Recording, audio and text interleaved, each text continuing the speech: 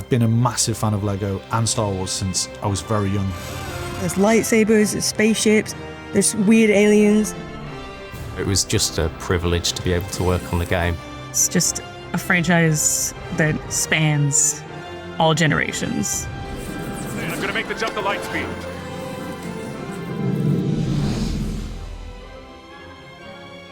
As soon as we started talking about doing a new Lego Star Wars game, the ambition swelled. Because as fans, we love all the movies, and to have the opportunity to tell the whole saga from episode 1 all the way through to episode 9, we knew we had to take it further than we'd ever been. We started off by having regular meetings with Lego and Lucasfilm, discussing just everything about the visual design of Star Wars, what makes a Star Wars game, how we might integrate Lego into this game. They gave us access to all of their libraries, which was the greatest thing to be able to dig into. The storytelling throughout Lego Star Wars is incredible and filled with jokes and funny moments, because in a Lego game, we have freedom. You can use the humour and we can spin it. So Han Solo is still being Han Solo, but he might have a banana instead of a blaster or something like that.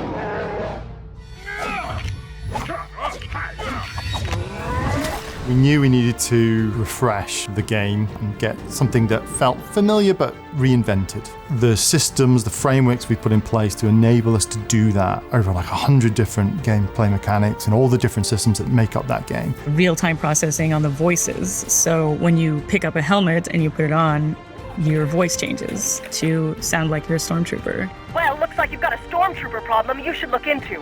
We're putting a lot of emphasis on the lighting and the environments. We have something like 12,000 materials that were generated for the game, 20,000 unique models, and 26,000 textures.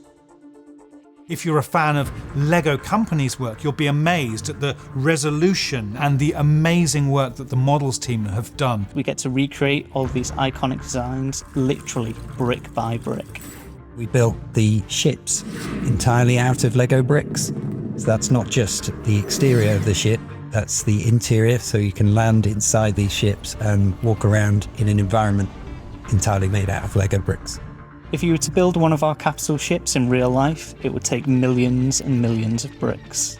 We've designed some of the characters that don't exist as physical models. What we would do is we'd look at the film reference and we'd take existing Lego creatures and characters that are similar, and then what we end up with is something that is as accurate as we could make it. Take the Bantha, for example. So it's just really true to Lego IP and it's really true to the film IP.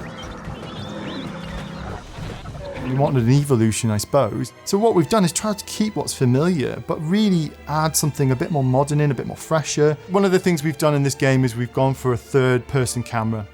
With the blaster combat in the game, we really wanted to make it feel more visceral. Now when you use the blaster combat, we bring the camera down, we get into this like third-person perspective, and it just really makes you feel like more in the action, which is pretty great.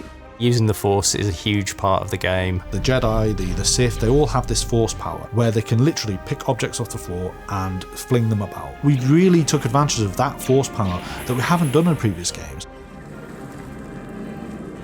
You can fly into space and there's like just interactions that'll happen. Giant ships like a Star Destroyer coming in. You can try and fight it and you go defeat it and you can capture it and take it over.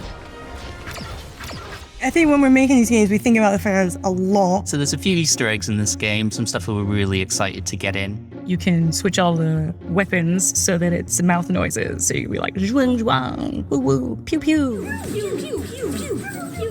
And of course, you might have heard of a little thing called Mumble Mode. So Mumble Mode is basically how the old Star Wars games were. We had to rely on animation, expression, and these sort of mumbles that mimicked the speech. It goes... Huh?